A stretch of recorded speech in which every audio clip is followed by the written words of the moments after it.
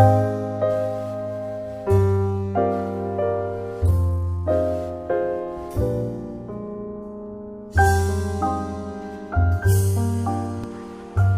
tal, amigos? Sean bienvenidos a su curso de la ciencia de la felicidad, aprender a ser feliz.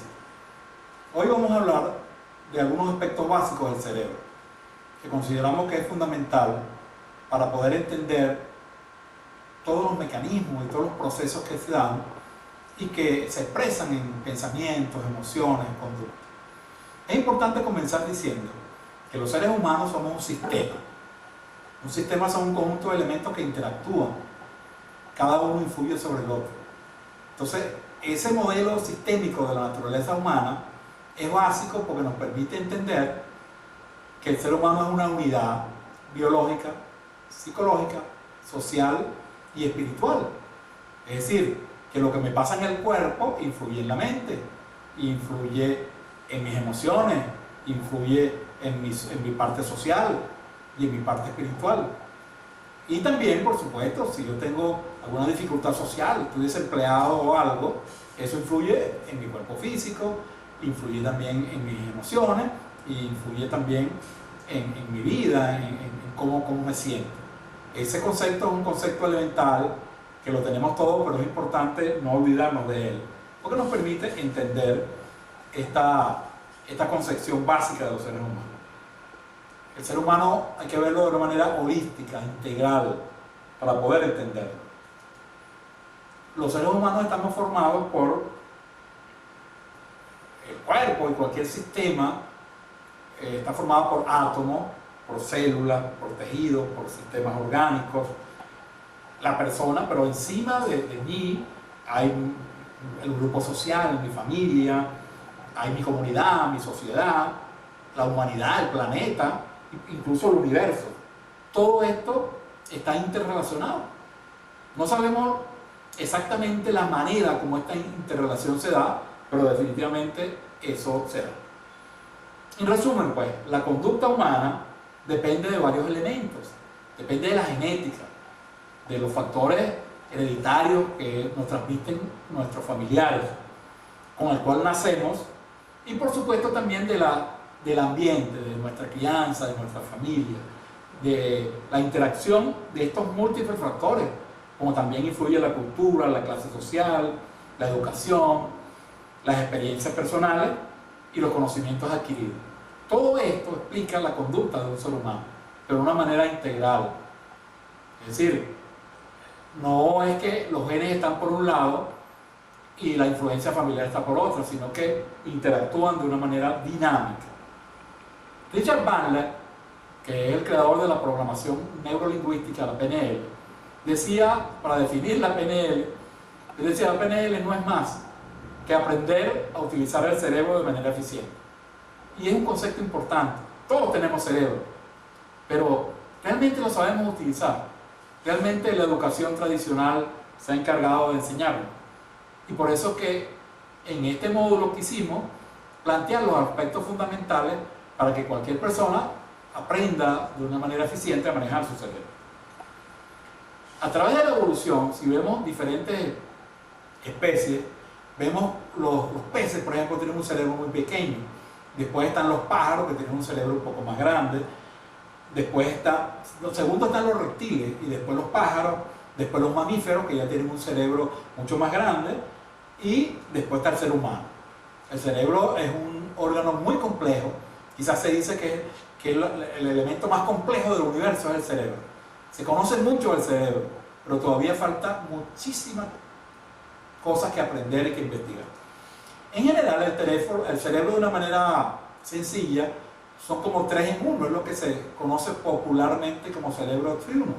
Es decir, tenemos el tallo cerebral, que es el cerebro que heredamos de los reptiles, tenemos el cerebro límbico, que es el cerebro de las emociones, que compartimos con los mamíferos, y tenemos la corteza cerebral, el neocórtex, la corteza nueva, que es lo que nos hace humanos, la que nos diferencia de la mayoría de los animales.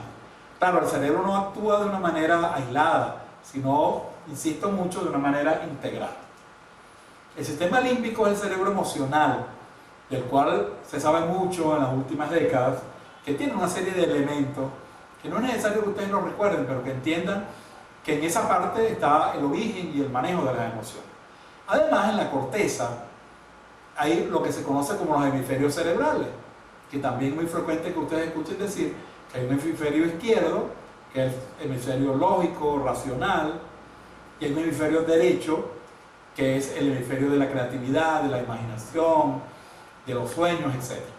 También valga el concepto de que cada uno no actúa por su cuenta, porque hay una estructura anatómica que se llama el cuerpo calloso, que une los dos hemisferios, o sea, los hemisferios actúan sinérgicamente. Entonces, con esta concepción básica anatómica del cerebro, debemos tener presente cómo es el cerebro por dentro. Ya sabemos cómo es el cerebro por fuera.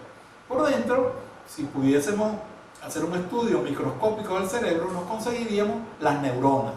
La neurona es la célula básica del cerebro. Y las neuronas funcionan como unas redes. Es lo que se llama las redes neuronales. Tenemos más de 100.000 millones de neuronas y cada neurona tiene 50 comunicaciones, es decir, que es incontable el número de conexiones cerebrales. En nuestra vida, estas redes son las que permiten lo que llamamos nosotros los programas mentales. Cada programa, cada recuerdo, cada situación tiene como un circuito, como una red, y por eso es que cada creencia también, y por eso es que eso queda como instalado en el cerebro. El cerebro funciona desde el punto de vista interno de una manera bioquímica, electroquímica, es decir, las neuronas se comunican a través de una sustancia química conocida como neurotransmisores cerebrales, que son muchos, son más de 50, que no es importante que ustedes lo conozcan, pero sepan y seguramente han escuchado hablar de la serotonina, de la dopamina, de la adrenalina, y que estas sustancias se combinan de una manera compleja para explicar muchas conductas. Por ejemplo, cuando una persona está alerta, es una combinación de noradrenalina, de serotonina, de dopamina. Cuando una persona está eufórica también, etcétera, etcétera. De tal manera que el comportamiento, la conducta que nosotros expresamos está determinada en última instancia por la química del cerebro.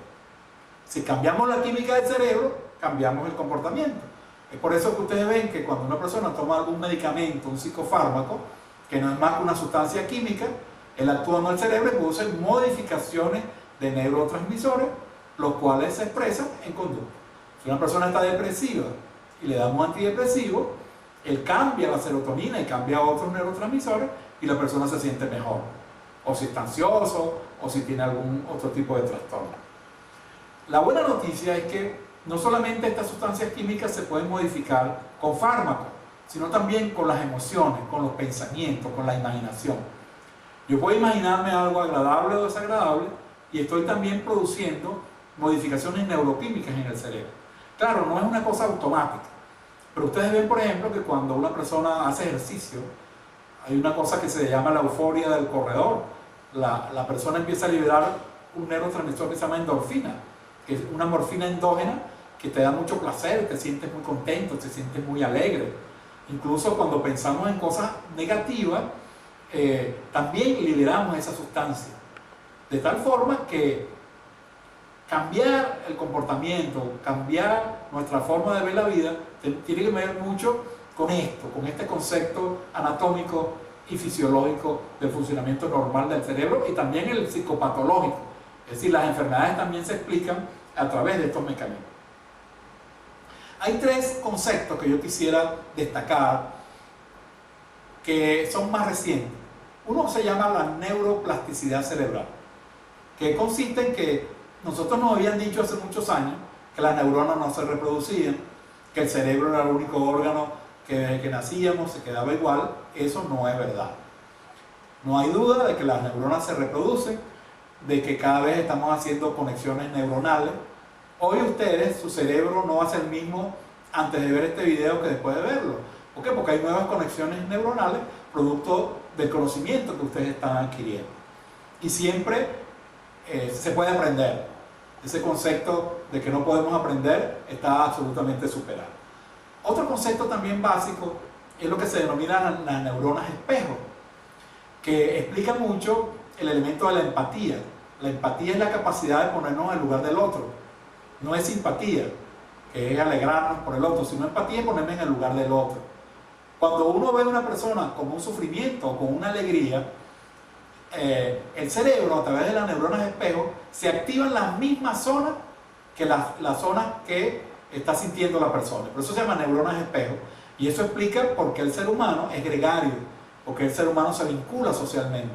Ustedes van a ver en el transcurso de todo el curso que las relaciones interpersonales son un elemento básico de la felicidad y tienen mucho que ver con las neuronas espejo, es decir, que podemos sensibilizarnos ante el sufrimiento, ante la alegría de los demás, y eso hace que podamos convivir, que podamos intercambiar, que podamos sentirnos bien con los demás.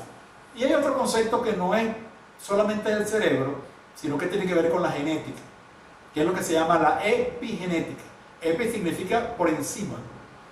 Quiere decir que nacemos con una cantidad de genes, tenemos más de 20.000 genes, pero se ha visto que algunos genes se activan o se desactivan, se prenden o se apagan de acuerdo a muchas circunstancias ambientales. Vale decir que una persona puede tener una carga genética y a lo mejor esa carga no se manifiesta y resulta que si tiene un problema o una dificultad, un sufrimiento muy intenso, eso hace que se active esos genes que estaban ahí como adormecidos. Eso explica muchas veces por qué cuando uno ve que una persona tiene algún problema, se enferma más, le puede dar cualquier tipo de patología. Es decir, que podemos sacar la conclusión de que la relación de los genes y el ambiente no es como se pensaba antes, que cada uno tenía una influencia por su lado, sino que interactúan. El ambiente no es que me cambia los genes, sino que puede activarme genes o inactivarme. De ahí la importancia del cultivo de las emociones positivas y todos estos elementos que tienen que ver con el bienestar que vamos a tratar en este curso. El cerebro tiene un conjunto de funciones que se llaman funciones psíquicas, que son la percepción, el pensamiento, la afectividad, el lenguaje, la memoria, la inteligencia, el juicio. Todas estas funciones actúan de una manera también interrelacionada, no cada uno por su lado. Y eso explica cómo nosotros nos actuamos y cómo nosotros nos comportamos. Quiero terminar este video de los aspectos básicos del cerebro hablándoles tomando en cuenta lo que mencionábamos al comienzo, el modelo sistémico. Es que nosotros, Robert Dill, que es un investigador de la PNL, describió hace algunos años lo que él llama los niveles lógicos y neurológicos. Es decir, que los seres humanos tenemos una serie de niveles donde actuamos. Por ejemplo, tenemos un primer nivel que es el entorno, el sitio donde actuamos, reaccionamos ante el entorno. Tenemos un segundo nivel que son las conductas, que son las acciones que tomamos en cuenta en función de ese entorno. Pero encima de las conductas, y por supuesto encima del ambiente, del entorno, están las habilidades, la capacidad de las emociones. Y encima de las emociones están las creencias, los valores. Y las creencias y los valores forman mi identidad, quién soy yo.